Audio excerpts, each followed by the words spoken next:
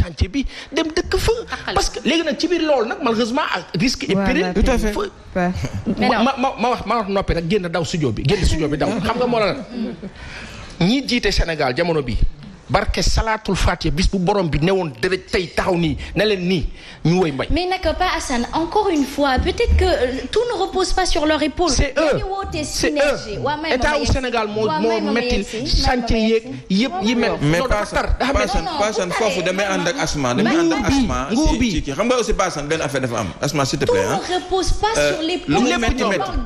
nous on subit des conséquences population yi. suñuy acte ak lépp lu ñuy def. ay résidus la. ce sont des résidus mais te taxul nag ña ca desoon bon dama ne nit boo bëggee jublang yow yaay jublang ci sa bopp.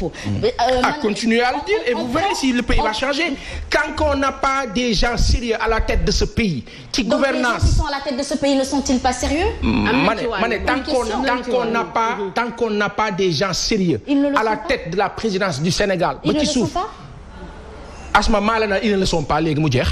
Ils ne sont pas sérieux. Ils ne sont pas sérieux. Ce régime n'est pas sérieux.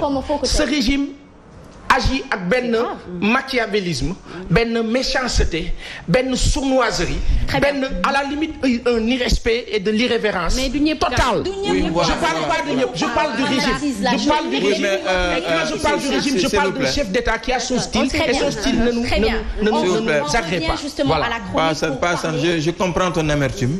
Mais vous pensez que ces familles mortes là, 6 personnes yu toog daanu dañu bëggoon daanu dee? Non, il y a eu une cause. Justement. Et la cause est le problème. Justement, les responsabilités sont partagées. C'est ce qu'on dira toujours, oui. Oui, mais am na loo xam ne aussi Paasan man loo dëng doo ma jaral man sama bakkan. parce que nag su may tabax sama kër non d'accord mais su may tabax sama kër aw ma moyen def benn R+3 damay yem ci benn rez-de-chaussée. mais comprendre nga c'est difficile. ci yow ñii ay locataires lañu mais c'est ce que je dis yow miy tabax malhonnêteté bi état bi am.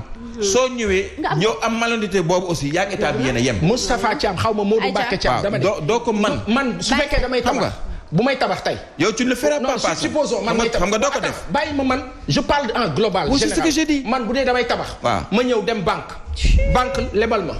li ma banque lebal mu teg ko ci 7 8 11 ba 11% jàpp 12%. taux d'intérêt bi 10. li ma war a fay banque bi metti banque bi xoj ma fii. bu loolu day nangu sama business aw ma lu ma dundee maak sama njaboot qu'est-ce que je fais.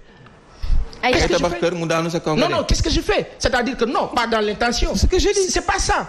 Je veux dire, Thiam, dama la bëgg wax ne la dëkk dañu koy structurer. Tout à fait. soo defee ba nit ñi mën a jaar ci yoon banque bi taux d'intérêt bi muy laaj faible bañ a diis ci nit ñi loolu mooy dem ci comment les gens se comportent. loolu laa njëkkee nag xam nga nee naa la procédure yi nañ ko alléger nañ jàppale nit ñi ci logements sociaux yi nañ jàpp justement ak contrôle bi voilà c'est ça le truc donc part de responsabilité état bi laxisme boobu seen part la mais nag yow miy tabax aussi kenn war laa gën a bëgg sa bopp.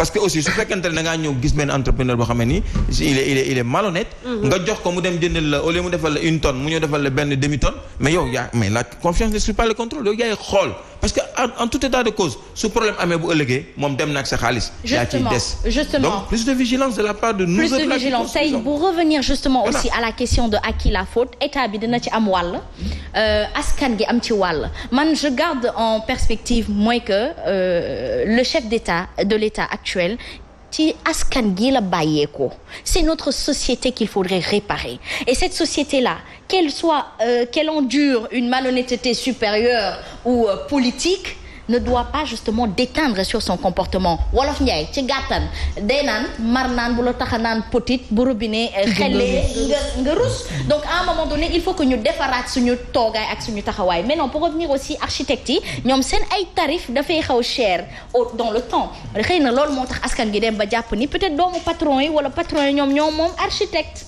non xam nga aussi lépp ci wàllu communication la et puis aussi bañ a xeeb sa bopp mooy li ma doon wax léegi nii bu njëkk suñu société africaine yi lu nekk soo ko doon liggéey da nga koy jox ko koy def dañ naan la famille sàngam ay uude lañu nga dem ci ñoom ñu defal la lu jëm ci ay dégalu fas ak ay lu dem ci wàllu ay dàll ak yu jëm ay bottes ainsi de suite suñu ne ñi ay tëgg lañu ñooñu la ñuy seeti suñu ne ñi ay ràbb lañu ñoom la ñuy seeti pour tissu donc suñu société yi dañoo évoluer aujourd'hui vers le modernisme ñu ngi copier tubaab yi mais dañoo bàyyi lu bëri ci ñoom.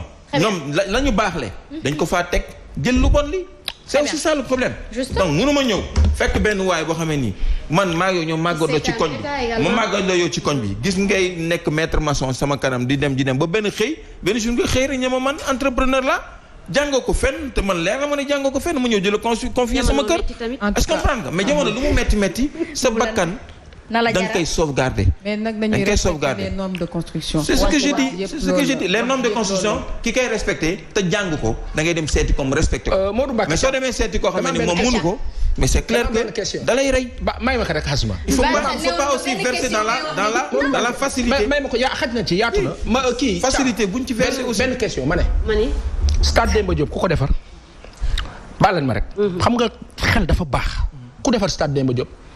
ay nit ya jàng nguur jox ko ku ñoo wax Mbaye Faye entrepreneur ak ña sa des ñu structuré defar ba stade Demba Diop ñu ne kaay leen seetaan match tribune Mbërës loolu lan la dama bëgg a expliquer ne non dama bëgg a expliquer mbir mi du question nit ñi dañu war a woy respecter ni ki environnement bii la kan moo dem jox ko entrepreneur boobu c'est l'état hein état su ko joxoon ku ko man jox ko architecte dëgg. c'est comme état moo toll niveau boobu.